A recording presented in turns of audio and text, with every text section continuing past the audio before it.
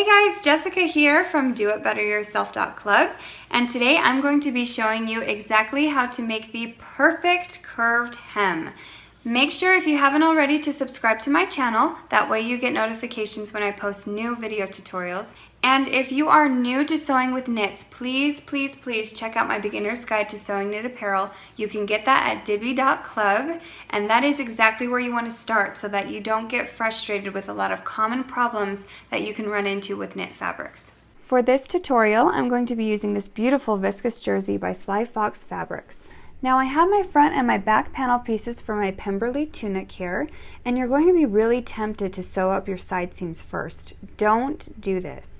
Instead, I want you to keep your front and your back panels separate from each other as we hem our curves.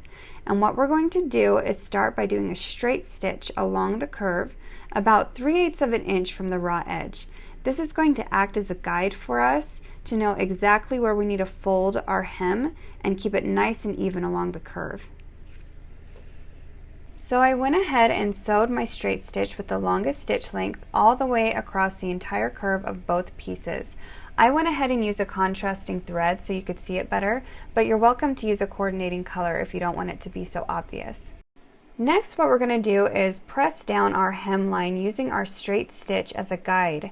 You'll have your wrong side of your fabric facing up, and we'll fold it over right along that stitch line. So you'll want the stitches right along the ridge of your fold here.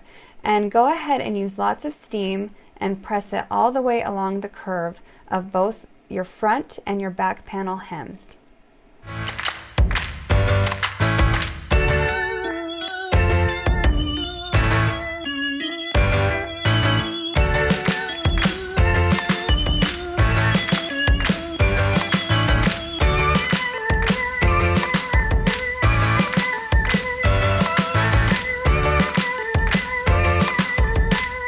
Now when you get to the end here, you're going to notice that this edge is going to want to fall inward instead of up towards the seam. This is why it's so much easier to do with your pieces separate. If they were together, you wouldn't be able to let it fall inward. You would have to force it up towards the side seam, which is what makes that weird bunching on a lot of curved hems at the side seam. So now we're going to go back around and fold it over again over our first fold, making sure it stays nice and even across the hem. This time we're going to press it and pin it so that it stays in place for our top stitching.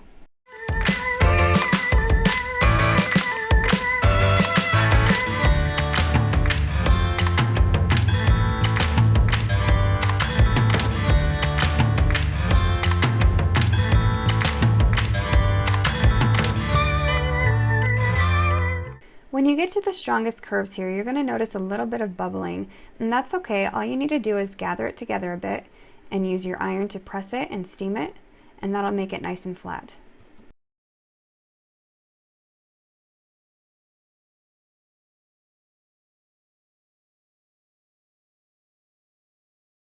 Okay, so it's at this point that you should have the curved hem completely folded, pressed, and ready to go. So let's go ahead and do our back panel piece.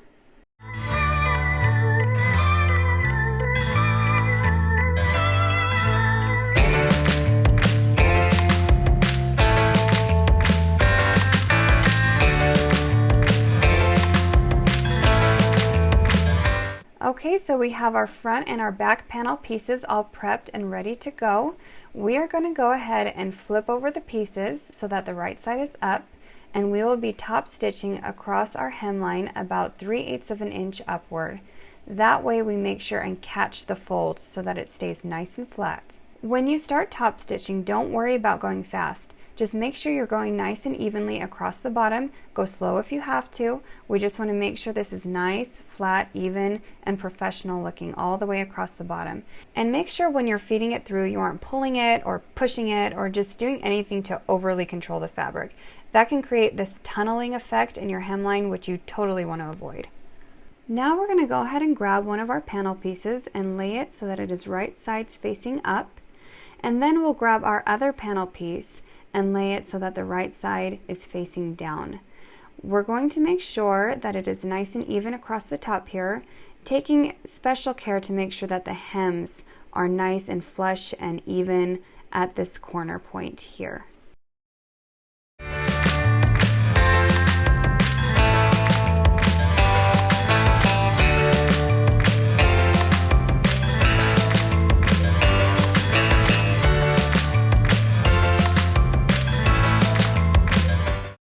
With the sides all pinned and ready to sew, you're going to go ahead and either serge or sew it with your seam allowance in mind and go ahead and trim off any of the excess on the edge here.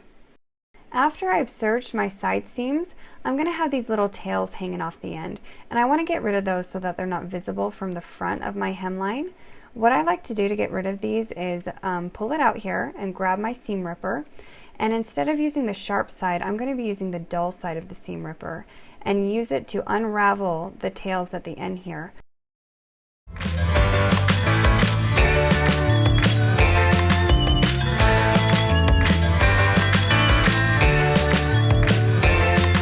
With the tails unraveled, I'm going to go ahead and grab 2 in each finger and use them to create a knot at the end of my seam here so that it doesn't come unraveled.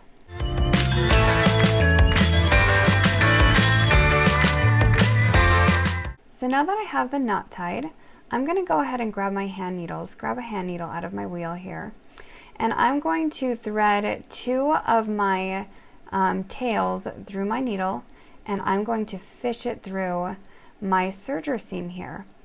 I'm going to put it in and out a couple times and then pull it all the way through. Then I'm going to go ahead and repeat this with the other 2 tails, making sure that they come out parallel to the first 2 tails. Then once again, I'm going to go ahead and take 2 tails in each finger and create a knot at the end of this stitch here. And of course, trim off my excess. And when you turn it right side out, it's going to look perfectly clean and crisp and professional at that side seam. And that, my friends, is how you get the perfect curved hem. If you enjoyed this tutorial, please make sure to subscribe so you don't miss any of my future videos, and I will see you next time.